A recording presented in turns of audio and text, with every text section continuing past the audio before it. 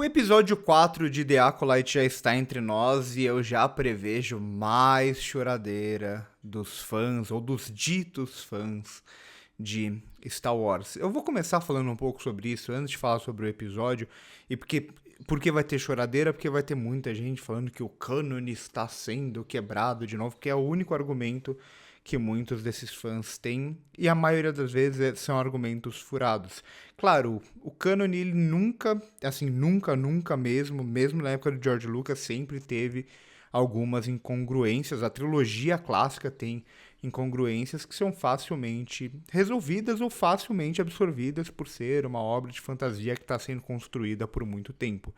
Mas não, os defeitos de cânone, ou a Disney está rompendo com cânone, não é verdade, definitivamente não. E eu vou comentar um pouco sobre isso antes de começar a falar sobre esse episódio em si.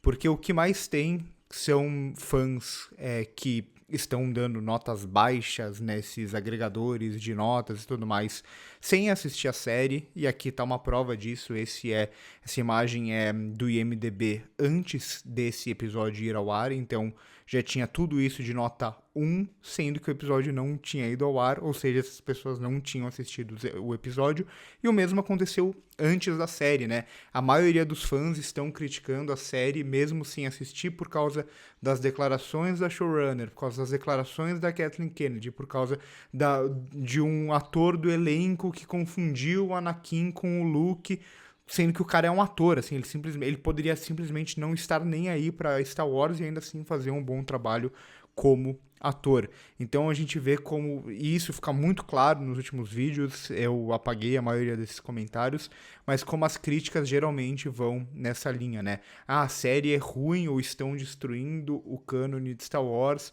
porque o ator deu tal declaração. Nunca é baseado, ou quase nunca é baseado, na série. Quando é baseado na série, a gente vê como tem esse lance do fã de Star Wars, na maioria das vezes, querer se apropriar de uma obra e muitas vezes nem se aprofundar tanto nela, né? Porque se você presta um pouco mais de atenção, você vê que não faz sentido, né? Muita gente questionando o episódio 3, falando que ele destrói a Ameaça Fantasma porque o Anakin era para ser o escolhido e o primeiro gerado pela força e tudo mais, o que na prática não muda, o episódio passado não muda em nada o Ameaça Fantasma, já que fica sugerido que elas foram feitas, né, as gêmeas foram feitas a partir de uma manipulação da força e a partir disso elas foram geradas. Isso é completamente diferente do que o que está lá em Ameaça Fantasma, que o Anakin surge quase como se fosse Jesus, digamos assim, né, uma manifestação da força. É diferente de uma manipulação da força, de se criar vida a partir do lado sombrio, o que já tem desde Canon e Legends, já tem sugestões disso, e a gente sabe que, por exemplo, o Darth Plagueis, ele tentava driblar a morte, digamos assim, né, se manter vivo depois da morte. Não é nada muito diferente disso, né? Por isso muitos até teorizavam que ele poderia ser esse Sith, né, por trás aqui da Mei, que aparece no final desse episódio, e na prática não dá pra saber ainda quem é, até porque o visual desses Siths que estão confirmado o nome deles nesse novo cânone, o visual deles não quer dizer que vai ser igual ao visual clássico, digamos assim. Então o Darth Plagueis ele pode aparecer aqui nessa série como um Sith com um visual diferente daquele que os fãs conheciam e coisas do tipo. E aqui o final desse episódio vai um pouco nessa linha, né? Ah, mas os Sith não tinham aparecido, e é dito no Ameaça Fantasma que os Sith não apareciam por tantos e tantos e tantos anos. Isso é o que dizem, né? Mais uma vez, não quer dizer que o cânone está sendo quebrado, isso é facilmente aqui resolvido a partir desse episódio. Primeiro, porque os Jedi escondem segredos, e isso não é só a série que está fazendo, não é a série que está vilanizando os Jedi ou coisa do tipo. A gente vê a trilogia prequel, como o George Lucas, ele se foca completamente, parece que os fãs não assistiram essa trilogia, que se foca completamente em mostrar como os Jedi eles acabam cedendo a um sistema, como eles viram guerreiros da República, que são facilmente manipulados pelo Palpatine, como os Jedi escondiam muitos segredos, isso daí fica muito óbvio. Então, esse final aqui desse episódio, ele é facilmente resolvido para acontecer o que aconteceu no Ameaça Fantasma sem nenhuma quebra de cânone. A Disney, ela pode ter todos os problemas possíveis, né, e tem várias obras que eu critico muito, muito mesmo aqui, de Star Wars. Tenho problemas com o episódio 9, o filme nem se fala, mas com a série do Obi-Wan, com a série do Boba Fett, com a terceira temporada de The Mandalorian, entre outras coisas. Mas a Disney, ela não vai criar uma grande ruptura de cânone, e ela não criou nenhuma grande ruptura de cânone até agora, né? Então fica muito claro que muitos desses fãs, o fã de Star Wars tem esse negócio que ele quer ser mais fã, né? Eu sou mais fã que você. É o tipo de coisa que o fã de Star Wars ele quer ser, quando na prática, se você estuda o cânone, se você lê coisas do cânone, se você lê HQs e tudo mais, você vê que não há grandes rupturas, não há uma ruptura grande do cânone na série, pelo menos não até agora, e a Disney não vai fazer isso. Teve a mesma choradeira na série do Obi-Wan e não tinha nenhuma ruptura do cânone. Sempre tem a mesma choradeira e na prática nada disso muda. Então, eu tô fazendo essa grande introdução aqui, até porque esse episódio eu acho que é o mais fraco de todos até agora, e ele não fornece tantas coisas, né? Ele é só um episódiozinho de ligação que facilmente poderia estar junto com o outro, mas é só para deixar esse grande cliffhanger ao final, pra, nossa, vamos esperar mais uma semana para ver quem é esse Sith e tudo mais, quando na prática esse episódio não tem praticamente nada. E é isso, né? Você pode gostar, você pode desgostar da série. Eu gostei dos 3 primeiros episódios, não gosto tanto desse. E a gente pode debater baseado na série. E essa é a proposta desses vídeos. Mas se você vier com esse tipo de comentário, né? Ah, cultura woke, é lacração, esse tipo de coisa que é o que mais tem em comentário, que é uma infantilização, né? Uma imbecilidade na maioria desses fãs de Star Wars, né, que são manipulados a acreditar em coisas pelos nerds da vida. Se você comentar esse tipo de coisa, você vai ter o trabalho de comentar e eu não vou ter trabalho nenhum de excluir esses comentários, porque, assim, é pra debater, pra gente trocar ideia.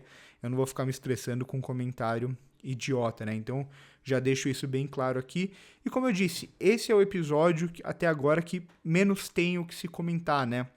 A gente tem praticamente uma continuidade em relação ao segundo, com a Mei tentando encontrar o Keonaka, que seria esse teste final dela e coisa do tipo, que ela não sabe quem é o Sif, e muita gente sugeria que podia ser o cara que estava acompanhando ela, o que é uma possibilidade ainda, né? Ele poderia estar se usando dela até agora, já que a gente não vê ele ali nessa cena final, então facilmente ele poderia ser esse Sif, mas não sei, eu não tô aqui para também teorizar esse tipo de coisa. E o que a gente vai ter esse episódio, sim, eu já não gosto muito, né? É um episódio muito baseado em umas frasezinhas de efeito, quando na verdade é meio que uma enrolaçãozinha pro próximo, né? Então a gente vai ter essa junção aqui, né? A Osha voltando a trabalhar junto com os Jedi agora de uma forma um pouco mais intensa, digamos assim. Ela voltando a sentir a força, enquanto a Mei, do outro lado, ela vai se desligando um pouco desse mestre dela, né, desse Sith, porque ela tem essa conexão, acima de tudo, com a Ocean, né? Então essa ligação das duas e coisa do tipo, né? Que é o tipo de coisa que tem muito na Força, né? Essa ligação que a gente vê na trilogia de uma forma um pouco diferente, mas a gente vê na trilogia mais recente. Então é muito comum que aconteça esse tipo de coisa e elas têm essa ligação muito forte pela forma como elas são geradas, e o que rompe com as ordens, né? Rompe com essas seitas, digamos assim, se a gente pode chamar dessa forma, como os Jedi vê a força, como o Sith vê a força, como o Coven das bruxas vê a força, como as Irmãs da Noite vê a força. Então a gente vê como espalhado pela galáxia, a gente tem o Jedi como essa visão dominante, essa visão que parece certa, mas a gente vê que cada um vê a força de um jeito, e aqui parece talvez num caminho em que a Osha e a Mei, elas encontram a força, né? Encontram uma conexão da força que vai além apenas dos Jedi, apenas dos Sith. E enfim, é um episódio, como eu disse, não tem muito mais o que se comentar, né? É essa busca pela floresta, essa busca pelo Kionaka, que quando ela chega lá, claramente ele já ia estar morto, né? Então, sugere um suspense que não é um suspense, pelo menos pra mim esse suspense não funciona muito bem, mas na verdade é um episódio que é todinho construído apenas para o cliffhanger. E isso já não me agrada tanto, né?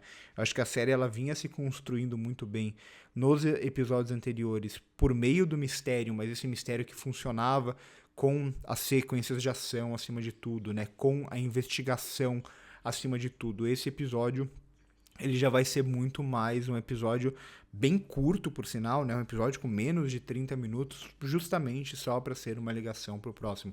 Justamente só para ter esse cliffhanger para os fãs ficarem uma semana teorizando ou criticando, né? Esse final dele. Ah, porque rompeu o cânone. Ah, quem vai ser esse Sith?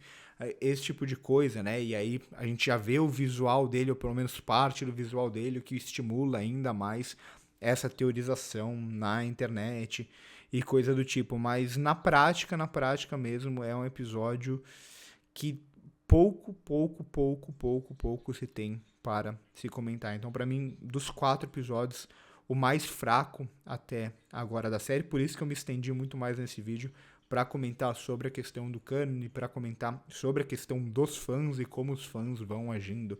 Mais uma vez, né, os fãs de Star Wars, os ditos fãs de Star Wars vão agindo com essa série, mas realmente esse episódio 4 pra mim é bem fraquinho, até em questão de ambientação. Eu não gosto muito da ambientação aqui da floresta, é o episódio com mais cara de estúdiozão mesmo, assim, né, e enfim, não gosto tanto desse episódio aqui, e a única coisa que esse episódio nos deixa é vamos esperar o próximo episódio, porque ele é todo construído justamente para isso. Então, por hoje é isso.